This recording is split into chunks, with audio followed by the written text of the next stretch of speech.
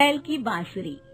एक सुहाना सा दिन होता है और मगन, रामलाला, चंदन, राजन, तपन और गोलू के पापा गांव के बरगद के पेड़ के नीचे बैठकर अपनी शाम की गपशप कर रहे हैं। अरे रामलाला और चंदन, तुम्हारी फसल कैसी चल रही है इस साल? अरे बंधु क्या बताएं, बारिश ने तो परेशान कर रखा है। सही बात, बारिश की कमी ने दिमाग खराब कर दिया है। सरपंच गांव वालों के लिए एक खबर लेकर आता है। अच्छा मेरे गांव के भाइयों, सुनो जरा। हमारी सरकार ने किसानों के लिए शहर में एक सेमिनार का आयोजन किया है, जिसमें वो खेतों के बारे में और भी कुछ जानकारी देंगे। तो मुझे लगता है कि हमें वहाँ जाना चाहिए। सरपंच जी, मेरे खेतों में कीड़ों ने परेशान कर दिया है, उसके लिए कुछ जानकारी मिलेगी क्या?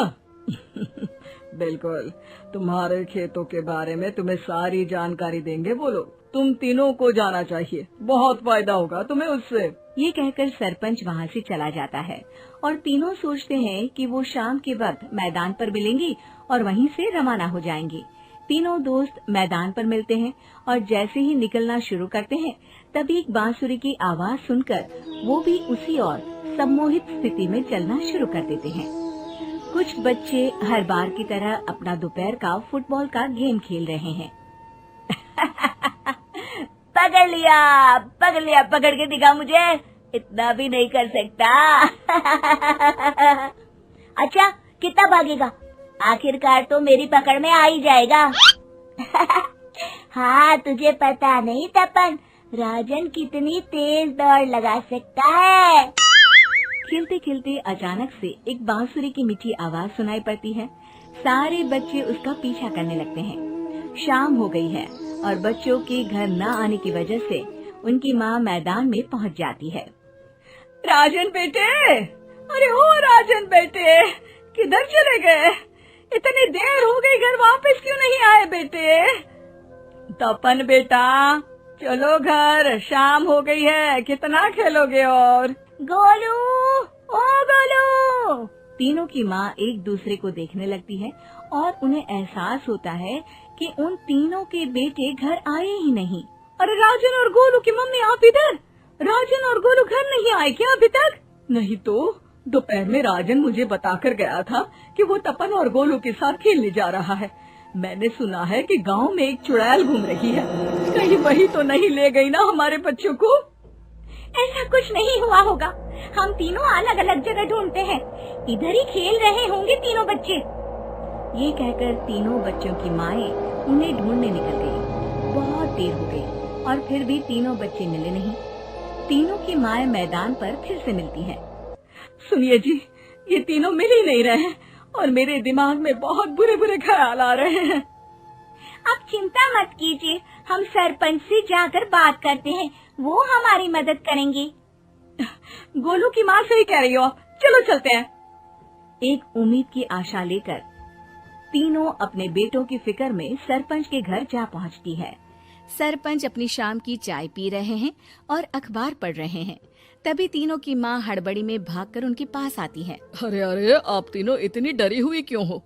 क्या हुआ? ऐसी क्या बात हो गई? तिवारी जी, हमारे लड़के दोपहर से खेलने गए हैं और अब तक लौटे नहीं हैं। हमने उन्हें सब जगह ढूंढा, लेकिन हमें वो मिले ही नहीं, इसीलिए हम भागकर आपके पास आ गए। अच्छा, इनके पिता कहाँ है? ये कुछ काम के लिए शहर गए हैं, इसीलिए हम भागकर आपके पास आए हैं। हाँ, मैं उसके बारे में भूल ही गया था। एक काम कीजिए, मुझे उस जगह लेकर चलिए जिधर वो आखिरी बार खेल रहे थे। सरपंच घर से एक डंडा लेकर तीनों के साथ मैदान की ओर निकल पड़ते हैं। तीनों मैदान पर पहुंच जाते हैं और उन्हें ढूंढने के लिए कुछ सुराग खोजना शुरू करते हैं। आपको कोई ऐसी जगह पता है जहाँ ये तीनों साथ में मिलते हैं? नहीं जी, ऐसी तो कोई जगह नहीं पता। अचानक से वही बांसुरी की आवाज आना शुरू हो जाता है और सरपंच सम्मोहित होकर उस आवाज की तरफ जाना शुरू कर देते हैं। अरे तिवारी जी, आप ठीक तो हैं? कहाँ जा रहे हैं? अरे ओ तिवारी जी, वो हमें सुन नहीं पा रहे हैं क्या? सरपंच बांसुरी की धुन में झुककर उसी दिशा में आगे बढ़ रहे थे। ये आवाज कैसी? ऐसा लग रहा है कि कोई बांसुरी बजा रहा हो। हाँ, सरपंच जी भी उसी दिशा में जा रहे हैं। सरपंच का पीछा कर तीनों मैदान के टूटे हुए बंगले पर पहुंच गए और सरपंच के पीछे दरवाजे के अंदर घुस गए।